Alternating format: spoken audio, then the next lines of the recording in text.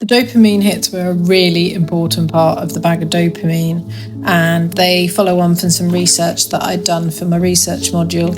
I wanted to make them out of pulped bank statements because I like the irony.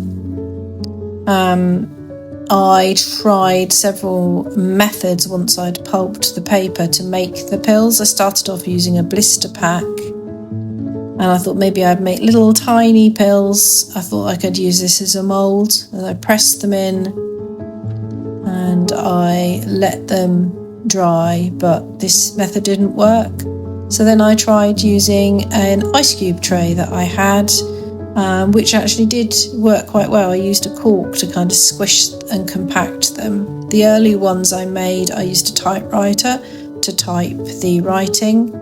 I housed them in a glass spice bottle I had, and I'd written a label on some old music paper that belonged to my dad, that just had a little information about dopamine and its part it played on the brain. The early ones I was really pleased with, but I felt like they needed a little more illustration on them, so I started to use pen and watercolour to pop some illustrations on.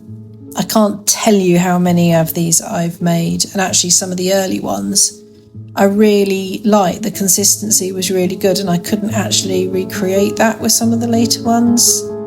I tried using poster paints, all sorts of acrylics, watercolour. They ended up different thicknesses. I also tried things like glitter because I thought that would be nice as a dopamine hit, but I use eco-friendly glitter and I didn't want to use glue, so it didn't stay on.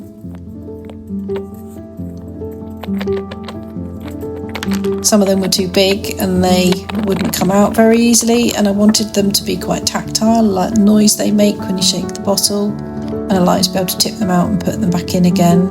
So I created the illustrations on both sides so that when they were in the bottle you could see both sides of them.